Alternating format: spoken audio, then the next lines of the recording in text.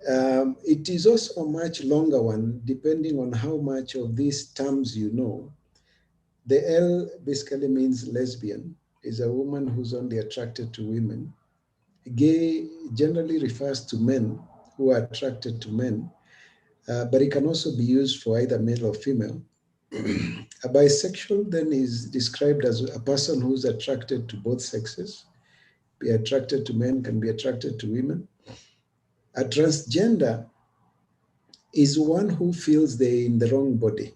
So biologically a male but feels is a female, or biologically a female feels is male. The term Q, which was missing from yours, is usually used to refer to a queer, a person who does not want to label themselves as gay or lesbian and just wants to be called queer. There's also another Q for questioning, somebody who's not sure about their orientation. Then there is also an asexual person, is attracted to neither gender. Then there is another A for allies. This is a straight person here would mean a person who is normal, who does not have, who is attracted to people of the opposite sex, but supports the LGBT community. And then there is a pansexual who is attracted to the personality of a person instead of the gender. And there are many. I think the last time I checked, there were over 70 different genders that had been described. And the limit is really your imagination. Now, when it comes to issues of which culture is right, so we are going to be considering the LGBTQ culture. I would prefer that you call it a culture or an ideology as opposed to a community, is a culture. But which one is right between this and what we know maybe as Christians or Africans? And the thing I'd like to bring to your attention is that any information you come across, any information whatsoever, can be classified into three. It is either fictional, like the novels you might read, or it could be deception, that it contains lies. Not everything in it is true. There would be sections of it that are absolute lies, or it could be truth, in which case there is no deception. When we are describing, knowledge, then it is very important you understand that only the truth will constitute knowledge. So you may have a lot of information, but you're not knowledgeable until you confirm that your information is based on truth.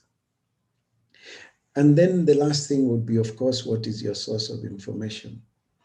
And what is the ultimate agenda of your informant? The person who is providing you this information, what do they wish of you? What is it that they intend for you? So very careful whether your information is fiction, deception, or truth. Remember, only truth determines knowledge, and your source of information is very important, as well as the agenda of the person who is giving you this information. So if we look at the LGBTQ culture and we compare it with Christianity or the African culture, I've drawn this table for you just for quick comparison. The LGBTQ ideology is rooted in evolution. The idea is that there is no creation. We came from single-celled animals, and the complexity increased with time over millions of years until we have the human person. The Christian and most African cultures are rooted in creation, that there is a creator, and out of that we have what is called natural law. So regardless of what religion you believe in, so long as you believe that there is a God of creation, then you derive natural law from that. The LGBTQ ideology, sexual intercourse is independent of marriage. In other words, they teach that sex can be for anyone, for everyone, anytime, has no relationship to marriage. In fact, marriage is considered a hindrance in that ideology. In the Christian African culture, then sexual intercourse was basically reserved for marriage. It was reserved for those who are in marriage. Sex is principally for pleasure, but can lead to procreation. That is how it is taught in the LGBTQ ideology, which is just a small part of what we call the sexual reproductive health and rights grouping. In the Christian and African culture, then sex is principally for procreation, but then can be pleasurable. So the two are the opposite of each other. Now, all forms of sexual practices are acceptable. It doesn't matter whether it's male, male, male, female, female, female. It doesn't matter whether it is mouth to organ, whether it is anus to organ. It doesn't matter. Anything you can imagine, any sexual practice, even one with animals, is acceptable. Um, However, in the Christian and African culture, then only sexual intercourse is acceptable, and we'll discuss this a little more for you to differentiate between the two. Now, if you're having sex for pleasure, then pregnancy is an undesirable outcome.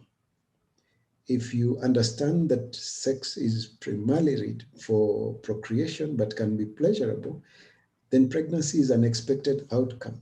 So as an adult African, we don't expect you to tell us you're surprised you're pregnant and yet you had sex.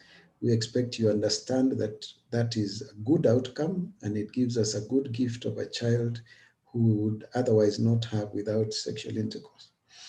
Now, contraception becomes a very critical element of the LGBTQ ideology. In fact, sorry, here, this ideology, I should have called it the sexual and reproductive health and rights ideology, because LGBTQ is just a small subset.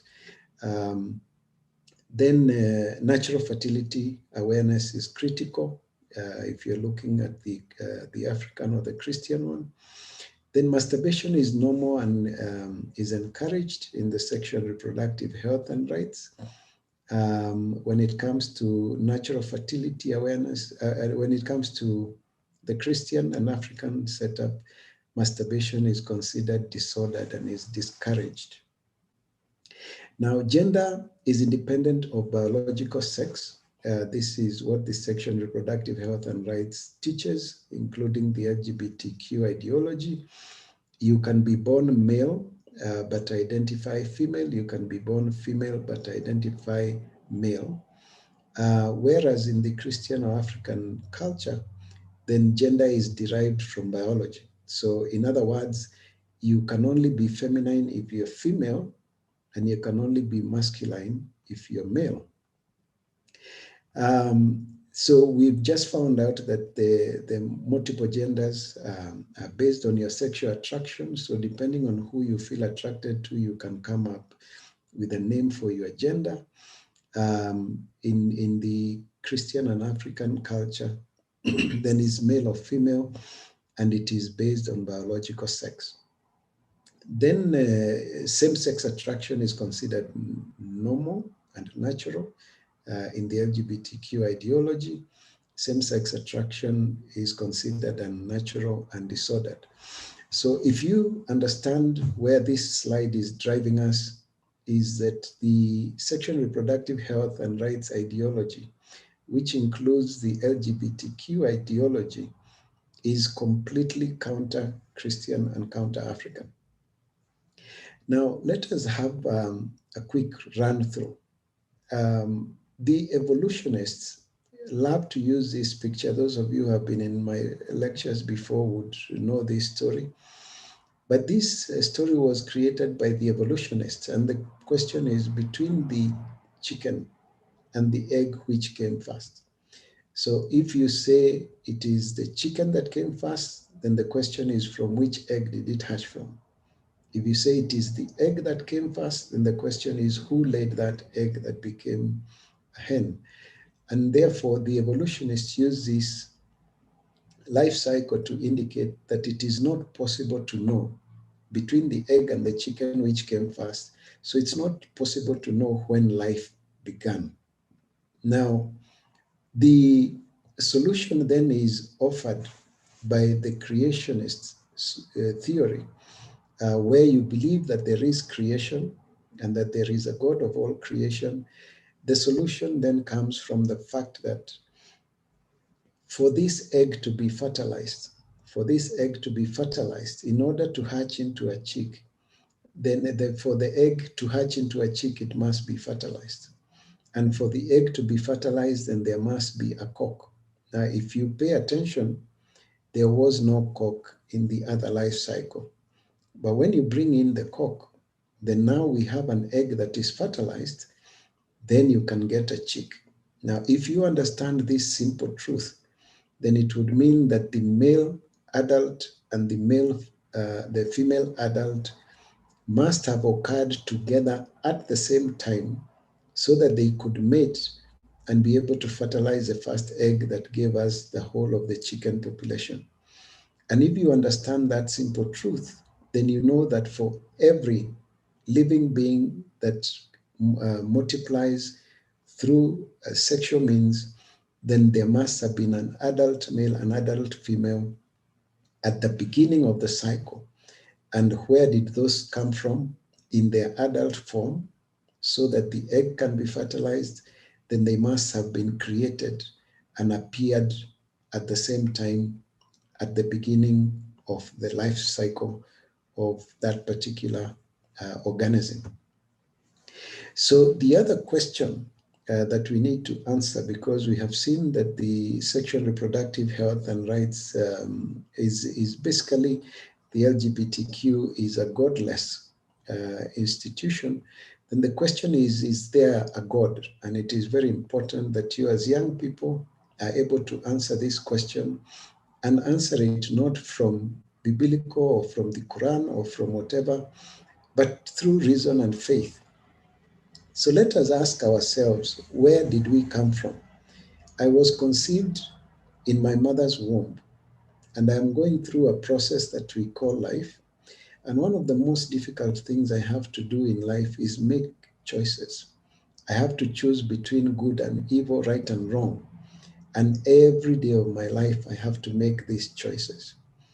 We also have seen that we have lost loved ones. And the question is, what happens in death? And it is very clear that something has left that body, because when we go and bury our loved one, we say that we are burying the body of so and so. We never say we are burying our loved ones. If we keep this body, it will start rotting. What happened a few minutes ago? I was talking to my uncle, now he's normal. 3 days later, the body is smelling and is a lot of problems. We have to go and get rid of it and bury it. What happened? It becomes clear that something left that body. And when that thing left the body, then death occurred. And that is what we call the soul. There is the non-physical part of our being that must have left the body. If that is true, then where did it come from? It must have come together with the body at the point at which I was conceived in my mother's womb. Conception then gives me my spiritual and my physical presence so that I am born complete. But if then I came from my mother and my father, then if I follow them backwards, I'll find my grandparents, my great-grandparents, and if I go backwards up to the end of the beginning, up to the beginning, sorry, then we come to what we just discovered, that there must have been a first man and a first woman who must have appeared complete and as adults at the beginning, and those must have been the beginning of the human race. And we know that these parents would have been eating the same things we eat. So we know that the animals and the plants must have pre-existed them. And we know that the plants must have pre-existed the animals because the animals need something to eat. And we know that plants need the soil, they need the air, they need all these other elements to grow. So we also know that the whole of the physical environment must have existed before our parents came to be. And if the whole of the physical environment existed before, then where did it come from? Now we are told there was a big bang and an explosion that then the gases then condensed and formed planets, and then from the water and other things, we started having evolution. But then the question is, if gases were there at the beginning and that they exploded, then the question is, where did the gases come from? And if we don't know where the gases came from, then it means we still haven't found the beginning. If the gases existed, then who created the gases? Who caused the explosion? And that is where we come up with the concept of the creator. That there is one who was, is, and ever shall be. And they caused the becoming of everything that we see. And we also know that there is something wrong with our relation. Now, nothing is created for nothing. If you create a seat as a carpenter, then you're creating it so that it can be used for that purpose. If you create a table, then you use it for that purpose. The thing is that how come we cannot always do the right thing? How come we know that there is some things we do and we feel guilty in our hearts? The question is, why can't we be authentic? Why can't we always do the right thing? So we know there is a brokenness between our relationship with the Creator and ourselves. The other thing that we know is that the presence of the physical environment means that there must have been one who caused it to become. We also know that in our hearts, we understand good and evil. We have a conscience that has nothing to do with your religion. Everybody, including a child who is born, seems to have an idea of good and evil, something that you do and you feel very good about, some things you do you feel very bad about, and this is inherent in every person. Then there is a question of death and the separation of the soul, and where does the soul go after death, and that there are good spirits and evil spirits. And if you ask me whether I believe there is a God, then I tell you yes, because of those reasons. Now, we then need a compass to guide us through our life. And then the question is, what guides you? That is the question. If these things we have found the truth, then the question is, what guides you in your everyday life when making your choices? And that is what differentiates us in our moral setup. What do we take home from this understanding? There is a God of all creation who created everything that you see and that you don't see. This is a fact. Whether you believe it or not is not the issue. The other thing is that creation was a supernatural phenomenon that in our little minds as human beings, being part of the creation, we cannot fully comprehend. The other thing is that nature is the product of creation. Everything you see around you is a product of creation. Now, since in science we study creation, which is basically nature, you cannot use science to disregard or say that there is no God, because nature is a witness to the presence of God. You cannot use science to say that there is no God, because what you're studying is part of creation, just like you are.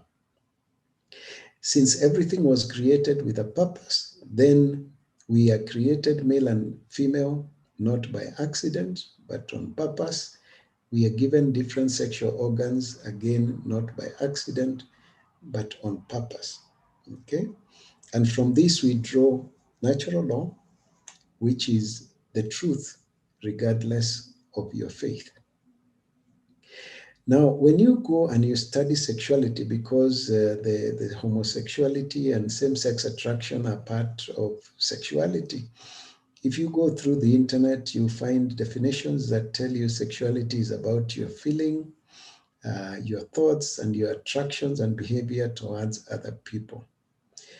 that sexuality is diverse and is personal, meaning you're the one who chooses what you are to have as your feelings, your thought, your attraction, your gender, and all that stuff.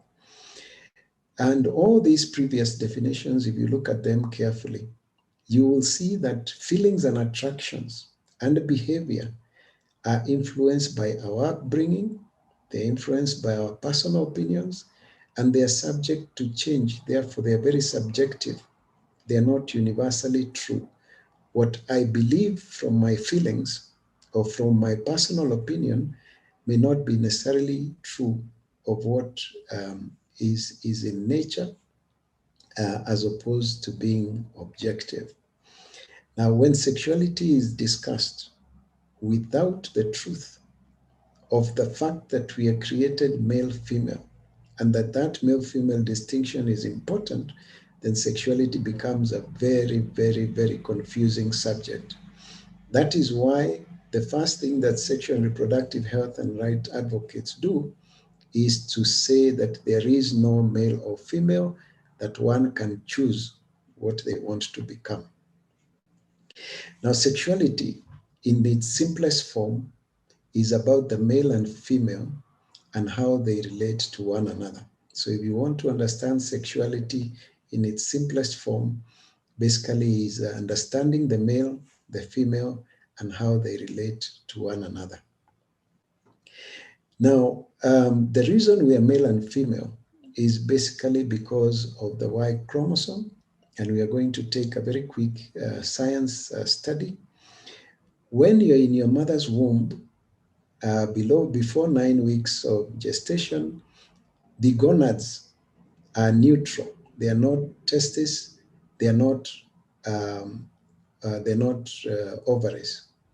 But if you have the Y chromosome, then it triggers the gonads to become testes. The testes produce testosterone. And one of the effects of testosterone is to destroy the communication between the two hemispheres of the brain so that the men do not use both hemispheres of their brain in communication. And you need to pay attention here because this is very, very important. The male brain does not use both hemispheres to communicate, but the female brain does. This has nothing to do with intelligence, but it has everything to do with communication. And it plays a very big role on why we are different. The lack of the Y chromosome allows the gonad to become ovaries, in which case the child becomes a female. Now, what is the outcome and what are the gender roles? The gender roles of men is to protect and create a conducive environment for the women and children. Why is this so? It is because testosterone offers several changes in men that make it good for them to offer protection and an environment where the woman and the children can thrive. So men generally take longer to offer solutions. Why? Because we do not speak as we think. So if I ask my wife, where does she want to go for dinner? She would usually say maybe she would like to go to the Hilton. And then as we are going down the stairs, then she says, oh, even the Intercontinental is good. By the time we go to the car, then she says even Chinese is not bad. And in a span of 5-10 minutes, she's given me 3 different alternatives. And as men, we say women are so confused, they cannot make even a simple decision as to where to have dinner.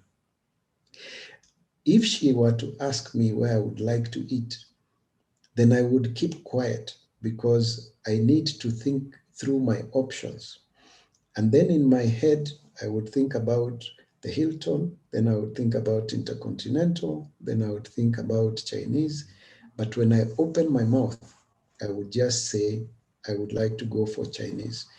Now, then we look like we make our decisions, we are very firm, we know exactly what we want to do.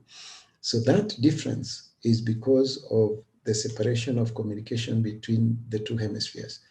So if my wife has something urgent or something has happened and she comes and she tells me, oh, this has happened, then I keep quiet and I need time to think through my options. It is a waste of time for her to keep shouting and telling me why am I not talking to her, why am I not responding, because I am not designed that way. Now, however, when men make their choices, they tend to remain very focused. So they remain patient to their goal, and they will not have too many things to do. If I say I'm going to build a house, even if I don't have a plot, it might take 3 or 4 years or 5 years, but eventually the project will be done. Now, we're also good with judging speed and distance. That's why men love very high speed games, high speed driving. You will be able to overtake a vehicle and decide whether there is enough space between you and the oncoming vehicle, which usually terrorizes our women. We tend to be futuristic, but unfortunately very poor with details. So we are busy telling our wife how we'll build them this 3-bedroom house and what, and then she asks you quickly, what are we going to eat today? Because they focus on details. As we are futuristic, we are very poor with details. So men are generally bigger because of testosterone. So if you take your biggest man and the biggest woman, you'll find the man will always be larger. We have the masculine body structure. You have the penis and all these other things that are not found in women. And then we are generally more aggressive, is a factor of testosterone. We are competitive. We are risk takers. So men are risk takers, and it makes them easy to send to war because they enjoy the thrill of risk. And that's why they work very well for protecting family and country. We are also territorial. Once I'm in my house, then I want to feel in charge. This is my territory, and I don't want other men to come and get involved in my life. I don't want your brother talking to me about me. I don't want somebody, my father, telling me what to do in my house. We are territorial, and this is what women sometimes misrepresent as a sensitive ego. We have fertility throughout of life, and that is an important thing to keep in mind. What you find is that with these qualities, men make very good leaders. So if you put a man and a woman in a situation where a decision has to be made, and it has to be made in such a manner that whichever choice you take, somebody is going to die, then you find that men make very good leaders. Now, remember that all these things are relative. We have different levels of each of these, even amongst men. And it doesn't mean that women do not make good leaders. So it is a general understanding. Let's see what happens to women. The gender role of women is mainly to bring forth our children and to nurture the next generation. These things cannot be done by men. What is the outcome of women? They can use both hemispheres of their brain. So women can multitask. And therefore, if your girlfriend is on her phone, but she's also talking to you, she probably can do both. She can listen to you and still answer her WhatsApp messages. But if you as a man were to pick up your phone and try to listen to your girlfriend at the same time, you find that you will have to make a choice of which to do. You either have to lock her out and do your SMSs, or put the phone down and listen to her. So basically, again, an issue about the hemispheres. But unfortunately, it means that women um, get distracted quickly. So you'll find women in 2 or 3 chamas. Each chama has different projects, and most of them are not complete, or they are taking longer to complete. But each time she gets involved in something a little more exciting, then she will take that option. Makes it a little different from the men who tend to remain very focused on projects. They are poor with speed and distance. So if she carries you, you may remain behind a matatu for very long. They focus on details and tend to be historical. They focus short term. So basically, she will remember the shirt you wore on your first date. She will remember the first nice thing you said about her. But when it comes to planning, she will focus on short term and not long term. Then, of course, they have all these female body structures that we don't have. They're generally smaller, they're less aggressive, they're more accommodative than competitive, they are not risk averse. Now, I'd like to explain this a little more in terms of preserving life. If a woman sees a snake, she will run away from it because she is designed to protect life. She will save her life and call you and tell you there is a snake in the room. But if a woman sees a snake next to her baby, she will kill it because she must preserve the life of her child. So that's how the woman is designed. Risk averse, meaning she would run away from trouble, she would pick up her child and take off so that she can save both her life and the life of her child. Men are risk takers, so when there is danger, we are also trained to respond to go towards the danger so that we can save the women and the children. Now, for you in college, remember that fertility in women is limited by menopause.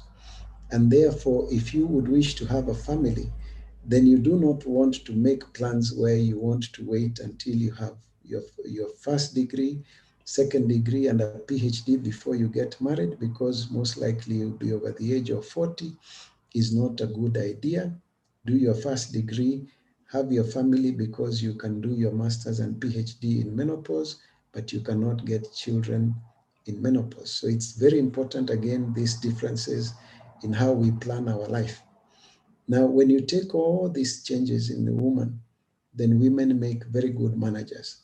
So if you put a man and a woman in a situation where they will have to run 2 or 3 projects at the same time, then women will always beat men in that kind of environment.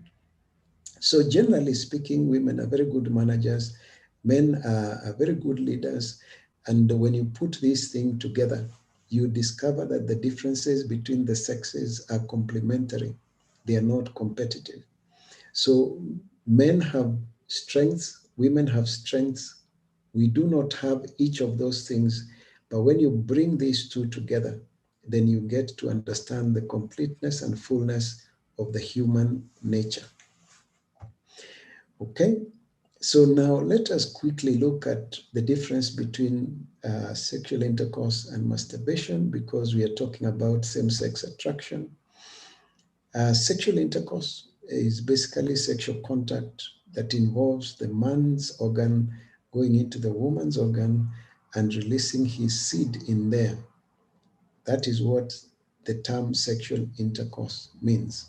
It's male to female, male organ to female organ, and with the semen ejaculated into the woman. Now, if you understand that basic biology, then you understand that this is really just a natural mechanism of delivering the male seed into the woman in order to achieve procreation. So sexual intercourse is what in other animals we would call mating. It is designed and its purpose is to deliver the male seed into the woman with the end goal being procreation or bearing a child. It is made pleasurable by our Creator because if it was painful, we would never multiply ourselves. It's just common sense. Now, all other sexual experiences are best defined as masturbation. So you are either having sexual intercourse or you're masturbating. The only thing that differentiates the forms of masturbation is what organ you're using to masturbate. So you use the palms of your hands, then you are self. You're using self to masturbate, or you're using your hand to masturbate. If you are using the mouth, then you're using the mouth to masturbate. If you're having a man and a man having a sexual relation, then one man is using the rectum of the other to masturbate. If you go to a prostitute and pay her to have sex, then you're using that woman to masturbate in exchange of money. So sexual intercourse is about total self-giving. It is not about money. It is not forced. Therefore, even rape is not sexual intercourse because it is forced. Now, what is the purpose of sexual intercourse? It is the ultimate relationship between a man and a woman. It gives you the deepest form of bonding you can have between a man and a woman. It is so intimate that you have to be naked to experience it. What are the good things that come from it? It gives us pleasure and bonding. It gives us children. How long does it take to raise one child? It takes 18 to 25 years. So if you are 25 years at the time you get your first baby, you'll be 50 years old when you finish with your first project. And this may be baby one out of maybe 3 or 4 babies, maybe 5. So the question is, how old will you be when you finish with the last one? And for that reason, and because children learn 80% of what they know by observing how the father and the mother relate, and it becomes easier for that child to navigate into parenthood himself or herself. Children need love and affection. They need moral mentorship. They need to be taught what is right and good. They need to grow in that kind of environment to become secure adults. Then every civilized society in the world has always taught this one basic truth, that children should be gotten in a lifelong relationship that is called marriage. If you're going to do one project that will cost you 25 years of investment, then it has to be a permanent one, because you must also be planning for your retirement as you do that. So as you raise your child, you're also planning for your old age. It makes sense that that relationship is permanent, and every civilized society knew this. Now, I'm using the term civilized society not to mean the way you dress, but a morally upright society like the African societies were before the coming of the white man. And therefore, marriage, by definition, can only be between a man and a woman. Never ever use the term marriage when referring to same-sex unions. I've had a few people mistakenly say that a man married a man. That is absolute nonsense, because marriage, by definition, is between a man and a woman. So is it necessary to have a male-female distinction? Is it possible that we can choose to become male and female depending on how we feel? Is it possible that we can choose to be male or female depending on who we are attracted with?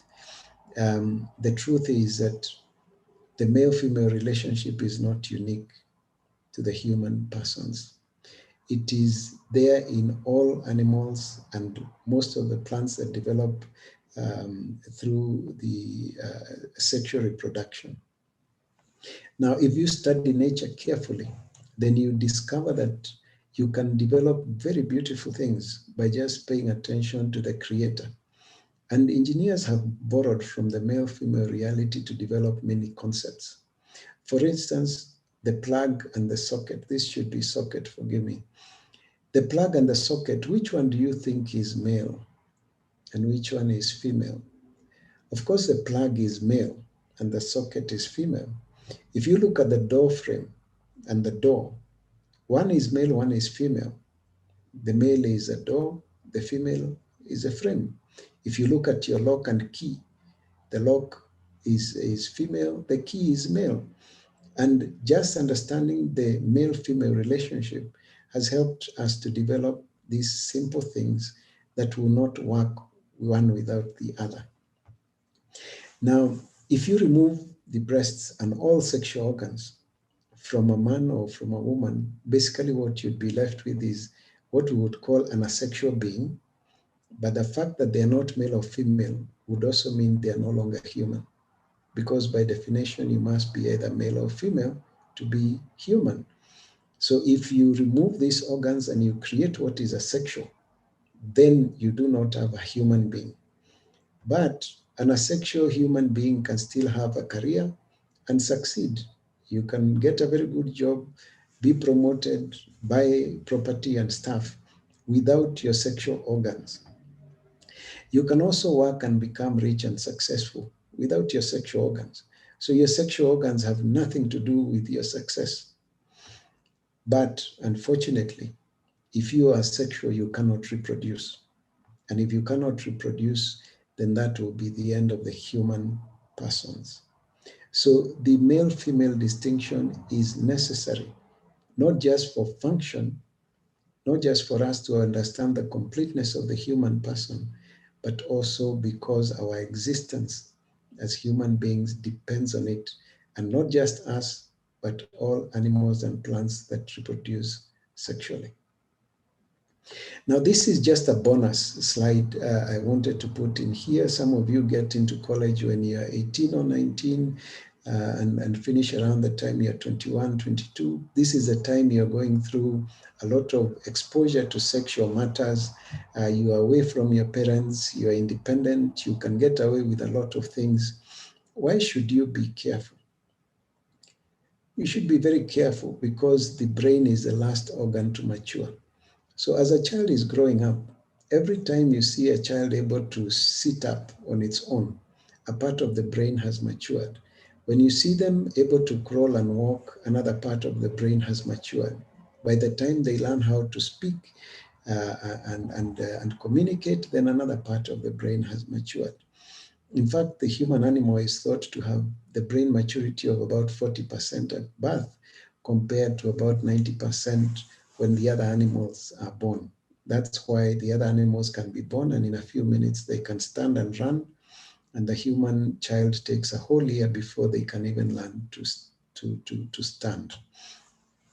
Now, sexual maturity starts at about the age of 8, when you start feeling there is a difference between you and the other sexes, and is usually complete by about 14 or 15 years. And at that point, you basically can make a girl pregnant. If you're a girl, you can get pregnant from the time your periods start. And this means that your maturity is complete in terms of sexual maturity. And this is what causes the onset of the secondary sexual characteristics. Unfortunately, the part of the brain that is associated with reasoning does not mature until you're 21 to 24 years old. And that's why those of you who are in fourth year can see things you did when you were 16 and they now look very stupid. And you're wondering, how could I not have seen this? It is not your fault, it's just the way the brain matures. So before you're 21 to 24 years old, then your reasoning capacity has not yet matured. So what happens to the teenager is that you have almost a 10-year span from the time you are sexually mature to the time you can be socially mature, within which you have major challenges making your decisions. You cannot go to your age mate to ask for advice. So this peer-to-peer thing, you have to be very careful about, because the challenges you are going through are exactly the same challenges that your age mate is going through. That they have been trained by someone to speak to you about sexuality does not make them experts. It makes them parrots. It makes them people who can repeat what they were taught to say. But in terms of brain maturity, you're going through the same challenges. The best way to manage this situation is, if you have tough decisions to make, look for people who are older than you and people who will tell you the truth and not patronize you. It is very, very important that you look for people who are older than you and people who will focus you on the truth as your source of reference and source of decision making. So it is important you avoid dating, um, being alone with a person of the opposite sex, avoid being stimulated sexually. This will go a long way in helping you to avoid problems in college. Now, dating in our days was defined as just meeting up with a friend, going for coffee, or just going to Uhuru Park and taking a walk. Dating, unfortunately, in your generation has been abused and is being referred to as a sexual relationship that is committed but is not marriage. That is deception, because a committed relationship that involves sexual intercourse is marriage. That is how you define marriage. So it's good for you to have that. That was just a bonus point. Then there is a question of love. If you listen to the LGBTQ community, they talk about love is love. You know, if you love someone, you love someone. It doesn't matter their gender and stuff like that. And this is the image of love that is presented to us by the world. And the heart is really about feelings, emotions. Emotions and attractions are independent of you, but they can die, they can get finished. You can actually stop feeling attracted to someone. You can stop feeling like you care about someone, because this is an emotion. Your heart is beating when you see this person, and then with time you slowly feel that that excitement is gone. You don't feel excited anymore. Then you meet somebody else, and then you have that same excitement again. And that is what we've been given as an image of love. And that's why we are told that love can be broken, and that you can fall out of love just like you can fall in love. Now, that is the love of the world. But the love of Christ, the love that we understand as Christians, the love of God to us, is a totally different affair. Is about you caring so much for someone that you give yourself sacrificially to them so that they can be reconciled to God. In other words, if you care about somebody well enough, if you truly love someone, you do not want to break their relationship with God. And therefore, love is about willing good for the other person. Would you ask for sex for someone who you truly do not care about, for somebody who, if they got pregnant, you would not be interested in them, and all you're saying is good nothings, sweet nothings, just so that you can have sex and then take off? Do you truly care about them physically? Do you truly care about their spiritual state and their relationship with their God? Or you're just interested in your sexual interests? It is also about honoring your dignity. God never creates junk. He created you male, now you say you're female. He created you female, now you say you're male. It's also about honoring your parents. So love is about self-giving. It is sacrificial, and it always protects one's both physical and spiritual state, so that anybody you love, you do not take away from God. Now that we have understood some of those basic things, I think it is good that we take a quick opportunity to teach you the human life cycle based on natural law that we have learned, and on the Christian faith. We have learned that in the beginning there was God, and that God created everything before he created you. Remember, it is you who needs the universe, not the universe needing you. It is our business to take care of our environment because we need it to sustain life. Then God created man in his own image, complete with everything he needed. He found him to be lonely. He removed something from man and created the most beautiful thing the man had seen. So the man has everything he needs to be male, and the woman has everything she needs to be female. But each one of them only represents half of human nature. Until you bring the two together, you cannot understand the fullness of the human person. In the Christian faith, we believe that they disobeyed God, and because of that, they lost their relationship with God, and God had to send his son to die on the cross in order to restore his relationship with them. And therefore, the relationship of the man starts with God and the woman with God. Then the two of them come together in what we call the sacrament of matrimony. And out of that, we get fruitfulness, that is the baby. And then the baby is born, and the baby is supposed to be brought up in a family. We learn different things from daddy. We learn different things from mommy. We learn different things from relating to each other.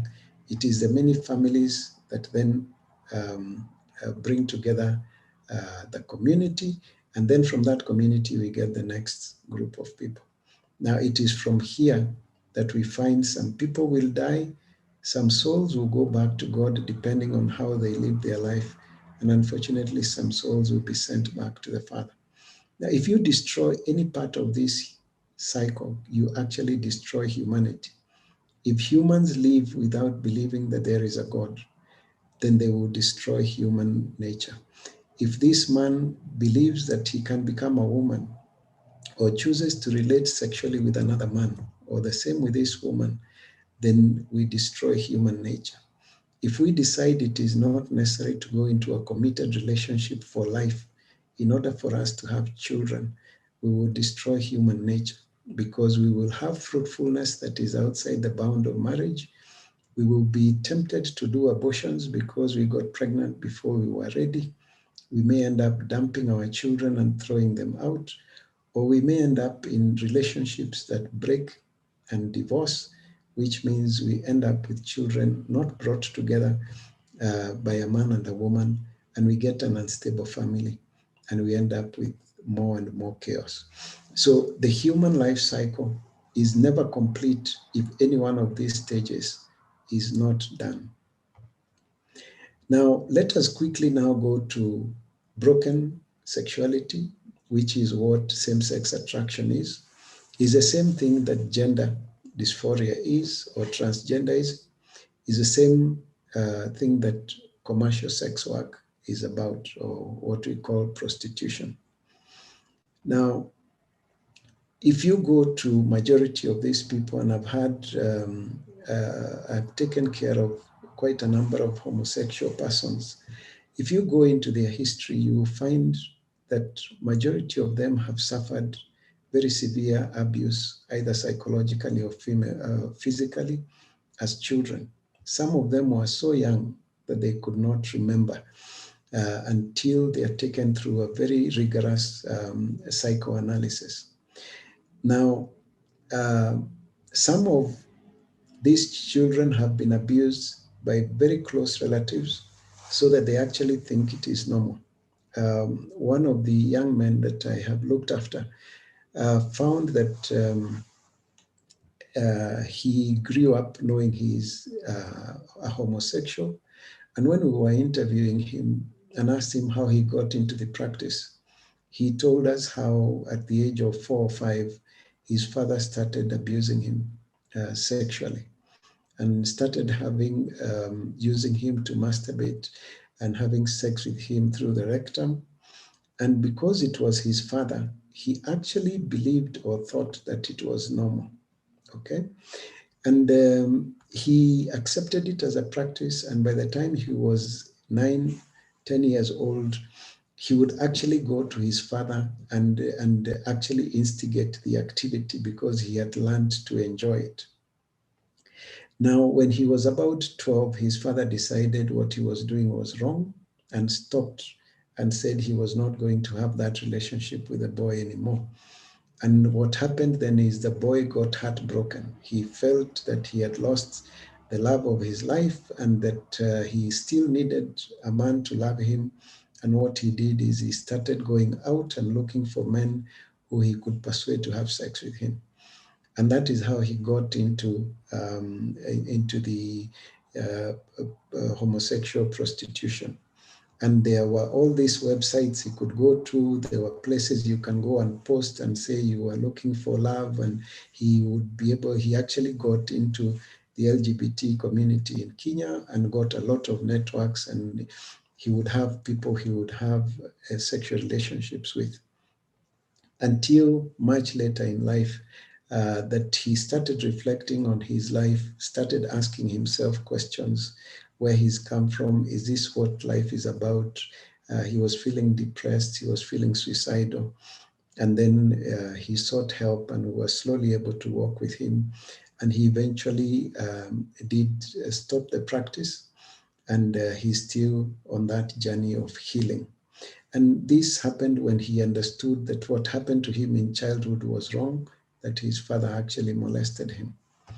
Now, some people who have sexual tendencies, that same-sex attraction, um, some is a very transient phase through adolescence when you feel attracted to people of the same sex for a short period of time.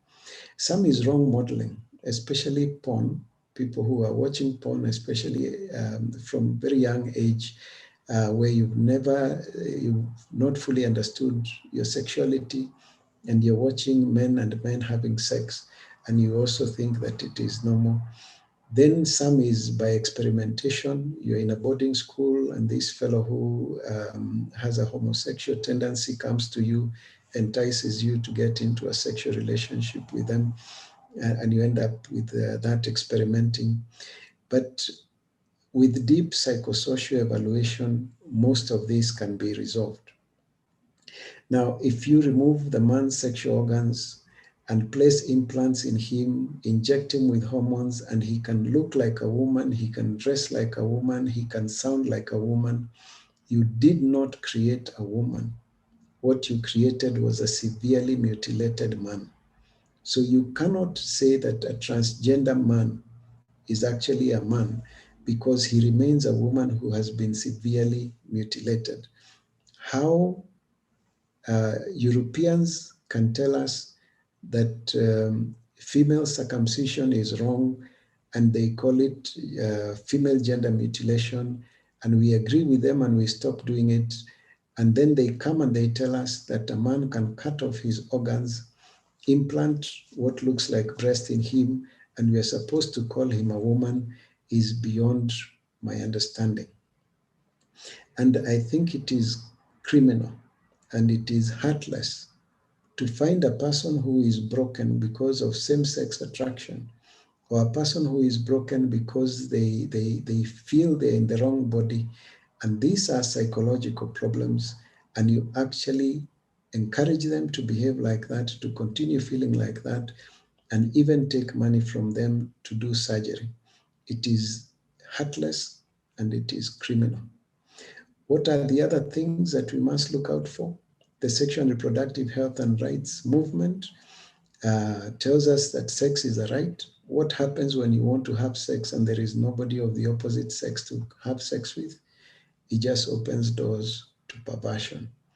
So the effects of broken sexuality, which includes the LGBT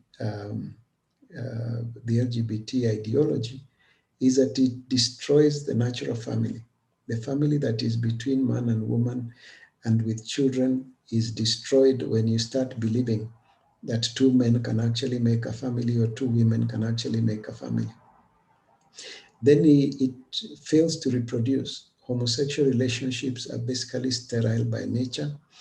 And anytime fertility rate of a community falls below 2.2 to 2.5 children per couple, the population declines and becomes irreversible.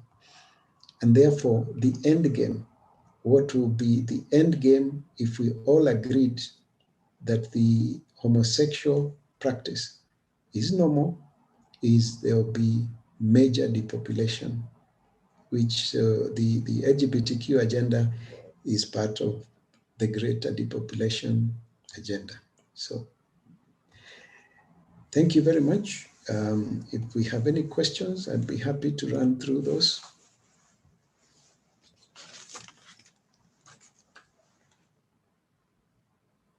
Thank you very much, Daktari, for the wonderful presentation. I know to majority of us, this is quite fresh.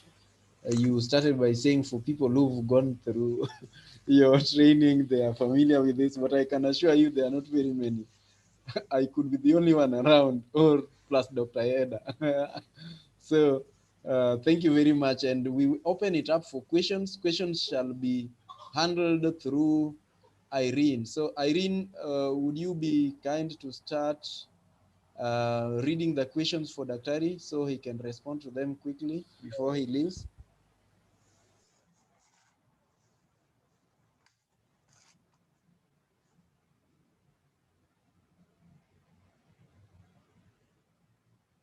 Irene, are you there?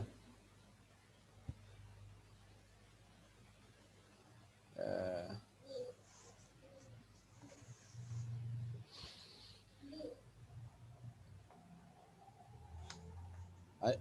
Irene, okay. Uh, Let me look for them and read. It seems like Irene has an issue.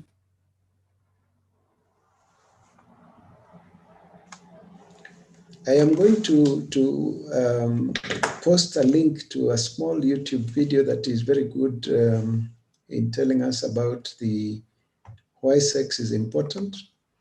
I had hoped we'd have time to watch it, but let everybody just take that link and look at it. It explains the beauty of our sexuality and how we should enjoy it without destroying our dignity. Thank you very much. Now, the first question was actually from Irene herself, and she was asking whether this gay lesbian thing is a mental issue and whether it can be addressed through the psychiatrism and all such solution. That's the first question. And maybe together with that, you can also include with the differences between men and women, what can we say about the transgender, the one who says, and I think that one you've handled, yeah, that might not necessarily be, maybe you just pick from that. Is it mental issue? Is it mental illness? It is, but I would like us to look at it differently because it is woundedness. Look at it as woundedness. It is not their choice. Most of the time, it is abuse, either psychological or physical. The other one I've met a young man, had grown a bit fat, and he had been born about several years after his older brother. And the father was very annoyed that he was born because he felt he had come at a time when he wanted to slow down and not have to worry about children. And he would really say bad things to this boy. You're useless, you came to destroy my life, you did what, like that. Then when the boy was very young, he was taken to boarding school so that he's not in his father's life. And he was very lonely, he was heartbroken. And this young man went to him and started talking to him and got very kind to him, and got, he felt that vacuum had been filled. And then the young man now started suggesting and seducing him that they should have intercourse. And every time he refused, this fellow would threaten to break the relationship. And the boy couldn't imagine losing another man in his life. And he ended up agreeing to have sexual relations with this man. So the older boy. So it's in boarding school, they're in late primary school, and he started having that relationship. And that's how he was inducted into homosexuality. So the way to look at it is brokenness. These are children who have suffered. They have suffered a lot of stuff, a lot of bad things in their life that shouldn't have happened to them.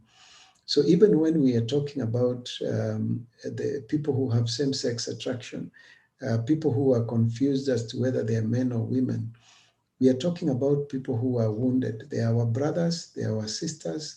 We must not look down upon them. We must not call them names. We must understand that they are victims of a broken system, and that with good encouragement and working with them, and not allowing them to feel that that is their final state, just to understand that they are broken and it was not their mistake, it was something that happened in the past. We are able to bring them back and restore their dignity. So that's the way I would like you to see it. So it is more a psychological thing. It would require psychological counseling, not psychiatry. It's not like, like somebody has lost their mind, has gone crazy. It is woundedness. It is brokenness. Thank you, Dr. Now there are two other questions here I want to read together. One is from Gladys. How, how, no, from Celestine, yeah? How do we, how do we relate and treat those who claim to have changed their sexuality? That is number one. The other one also came from, I don't know who said, how do we, yeah, that is from Gift, Masha.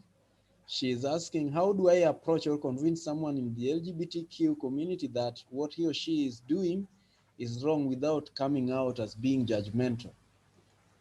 We can pick on Okay, that. yeah, the good questions. I've partially answered them in my previous response.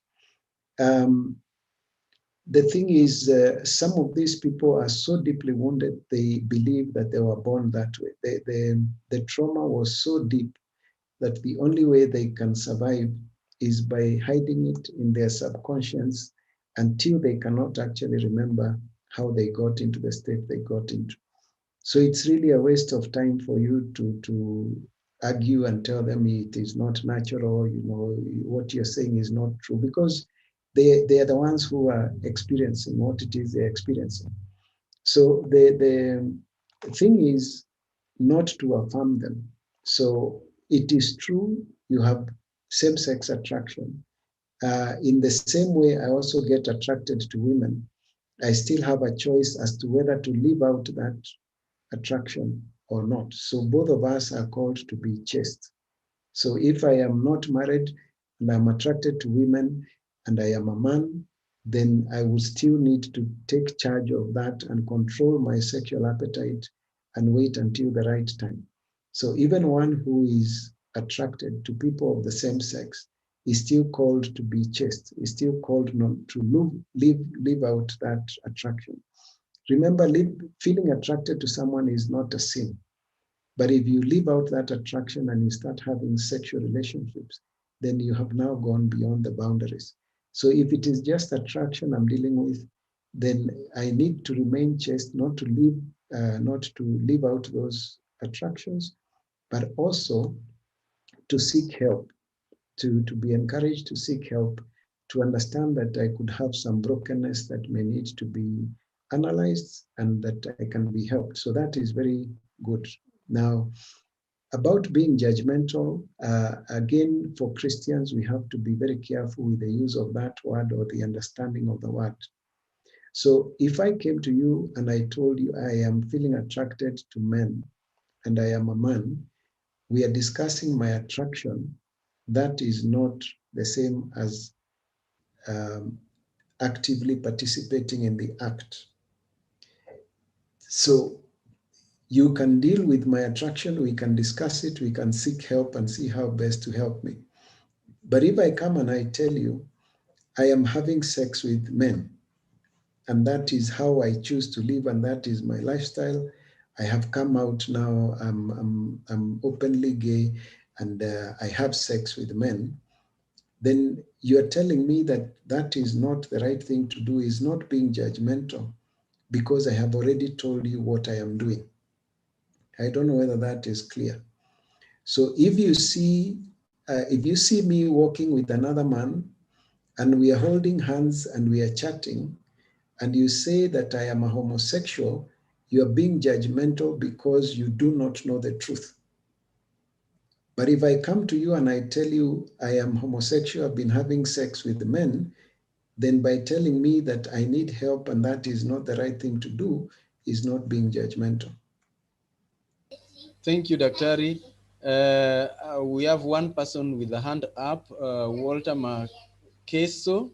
I will give him time to unmute and ask his question or give his comment. After that, I would also like our friend from the US, Ariel Jones.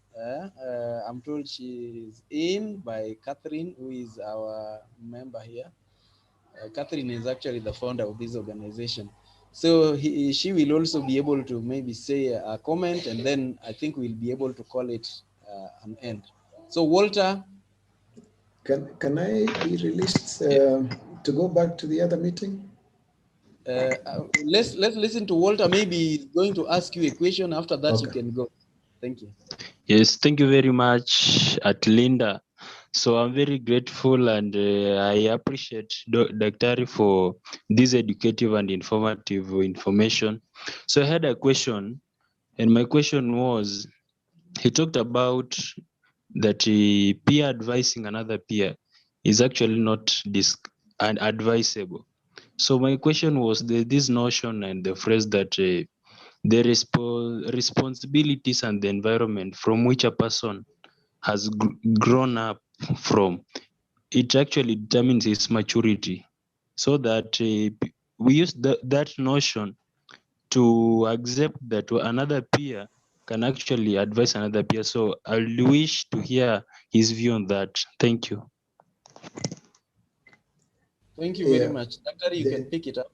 Yes, Walter, thank you very much for that question. Now, the peer-to-peer advice usually requires that one person is advised. It is based on the assumption that the youth do not want to be spoken to by the older people, that they will find it easier to listen to another youth talking to them. So what NGOs have done is they take young people and they train them in certain ways, especially in their ideology, and then they send them out to talk to the youth. So if you look around campus, you will find people who have been trained in the sexual and reproductive health and rights ideology. And they'll come to you and they'll tell you abortion is okay. They'll tell you where you can get your drugs to do an abortion. You find those who have been trained to dish out contraceptives. You find those who have been trained as LGBTQ activists. And they basically are your age mates and they come and they tell you stuff. So that is where the peer-to-peer educator thing comes from. It is based on that. Now, what you are asking is, if you are a young person and you want to live an upright life, and you find somebody who is your age mate who is living an upright life, and you would like to talk to them and seek their advice or find out why they are doing the right thing and you're struggling, that is not peer-to-peer education. It is basically just identifying a mentor, a person who is living the type of life you would like to live, but you're struggling to do it yourself. That is what is based on historical or upbringing. Now, remember, like the age I told you, between the age of 14 to the age of 24, when we are saying that the brain is still maturing, the only thing that keeps you out of trouble as a young person is two principal things. One is called the fear of God, the fact that you know you have a relationship with God and you would not want to do something that would dishonor Him, and the honor of your parents, that you would not want to do something that would dishonor your parents. It is never reason. If you are left to reason, you'd make very major mistakes. So if you find somebody who's well structured, who is able to say he was not going to do something because he honors God, and he's not going to do something because he honors his parents, then you might want that person to be your peer mentor. But the term peer educator is basically used when you train a certain youth in a certain ideology so that they can go and recruit or train others in what they believe. Thank you very much. Thank you very much. Thank you. I believe that answers. I don't know, Daktari, if you are so pressed with time, we can release you so that we can have other people respond, because I know we have Daktari, Dr. Eda here. Maybe she'll be able to respond to some questions. But if you can allow some more minutes, I see we have Stephen Mwoki. Maybe he wants to contribute because I think I know this name, or maybe he wants to ask a question. I don't know, what do you suggest, Daktari? Can we do another maybe 3 minutes? I live by 25 past. Thank you. Stephen, kindly ask or say what you want to say. Okay, thank you very much. I'm sorry I joined when I was a bit late, but I was trying to catch up. My question was about maybe for those young, for a young one who have already joined these practices of sexuality at early age. In this case, I don't know, is there any possibility maybe he or she can change the habit that Daktari have shared on that? Yes, Stephen, thank you. That's a good question. The truth is, yes, but they need to have the will to do so. Okay, so there are people who will completely not want to change and they believe it is their lifestyle and they want to live like that. There are those who feel broken. If you look at the risk profile of some of the people who live as in same-sex attraction or same-sex relationships, you find they have some of the highest rates of suicide. They have some of the highest rates of psychological disorders and depression. Because internally they can feel that what they're doing is not right. It is just part of our human nature to know what is right and wrong. But if they do want, and especially if you do not, if you're not harsh or judge them, if you treat them like you understand that what they are going through is not determined by them, but by something very traumatic that may have happened in their life in the past, and you keep telling them that there must be something in your life that happened that made you become who you became, and with help we can walk backwards and find what it is that went wrong, then it is very, very possible for them to be able to change.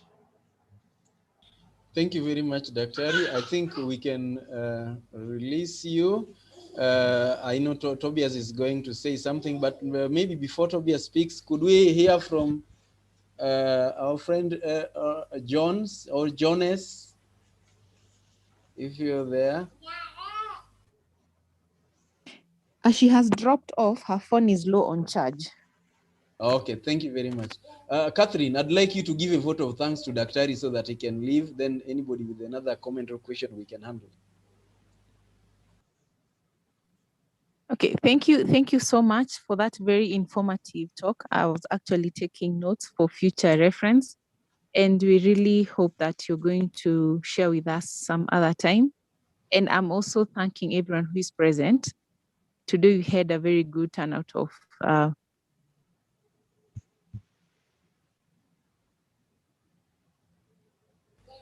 Are you listeners, like I have been. Thank you so much, Daktari. Thank you very much, and have a lovely session. Thank you very much. Thank you. Thank you. You too, Thank thank you you. very much. Stay blessed. Yeah, so I'll call Tobias. You want to give a comment? Daktari, you are very free, and we thank you for your time. Tobias, you want to say something? Okay. Thank you so much, Chair, for the opportunity. I would like just to comment what Dr. Wahome has just shared, because I have experience. I've seen our young ladies and our young men, especially in universities, uh, being victims of LGBT, being victims of gayism and lesbianism. So going forward, the information we've gotten here, I hope it is going one to help the youth who have attended this call, and also help the youth who have attended this call to be able to spread the message outside. My concern was, how are we going to counter this going forward? Can Dr. Wahome be able to also help us, maybe sharing the document he has talked to us today, so that going forward, for those who could not be able to attend, can be able to access the information besides the recorded version. I don't have much to say, but to acknowledge every member, the youth who have attended the call, and those who could not be able to attend the call. We are going to reach out to them to be able to get the information, get to understand, and get to learn from us, from everyone who attended the call, so that going forward we work as a team. Thank you so much, Chair. I don't have much to say, but to request Dr. Wahome, one, uh, how are we going to reach out and counter the youth who are in campuses affected by LGBT? Then also, if we can be able to share the document later on after the call. Thank you so much. Thank you, Tobias. And Tobias is a member of our team. We are quite a number here. Dr. Eda, we have Catherine, we have Gracie, I've seen Ceci, I've seen quite a good number of people here, and we are working together on this. The other thing is, we've recorded this and we'll continue to share. It's a journey of 1,000 miles. It begins with a single step. So the information that we have, we are sharing. Number two, we are working on a document, a manual that will be able to have all this together, which we'll be able to share. And that's why we are talking about, we'll be having some youth ambassadors to be able to also help educate the peers on the truth. Remember, Dr. said you must be talking from the point of truth. So these truths are being put together, no adulteration. The other thing is we will also resume the talks to in various institutions and keep spreading the same message. The other thing is Kabiria is here. Kabiria, I'd like you to unmute and talk about the book that is upcoming for the young people that will be able to also assist to further the same knowledge. And Kabiria has been working also with Dr. Wahome and us in order to be able to achieve this. So there are lots of programs that are coming up and initiatives that should be able to help. Thank you very much, Kabiria. Yes, sir. Thank you. Thank you so much, Brother Paul. And I really appreciate the time and the opportunity to just be part of the network and also to learn so much. Briefly, the project we are doing is called Maumbile. Maumbile is a mix between a comic book and a graphic novel based on the Bible, when we are just tackling 12 major challenges, including this issue of homosexuality in our context and also in an interactive way. So it's coming very soon. I want to also appreciate Catherine for the shout out just before the meeting. And there's a form I've requested you guys, if you can just take some time and fill the form, help us improve what we are offering. So you'll be able to sample one part of the book and then we will be able to move together. So thank you so much again. And it's a joy to be part of something wonderful. Thank you and God bless all of you. Yeah, thank you. Good to have you, and let's keep doing it. I don't think there is anybody else who would like to say a comment. And with that, I think it will be necessary that we close by word of prayer. And please, in order to know more about these sessions, just get into our website, lindavijanainitiative.org. You learn more. And we are going to have another session next week, but one on a Friday, and it will be about abortions. If I'm not, is it abortion or the untold story of contraceptives or something like that? Irene, are you able to confirm what it is? What is the next? It's about contraceptives. No, the next topic should be about mental health. Okay. By Meshach Samson on the 18th of June. Okay. Yeah. Thank you. So it will be about mental health, and everyone mental health. We use the same link, the very same link every other time, and you can always get it from our website. Let's spread the message. Let's be full house. Let's be in time, and let's achieve that for which we were called. Otherwise, I will call one of us to do the closing prayer. Says atuja kusikia, so this is your opportunity. Thank you.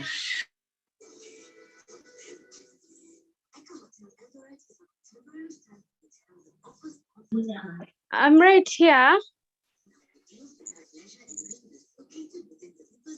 Oh, you'd want me to pray?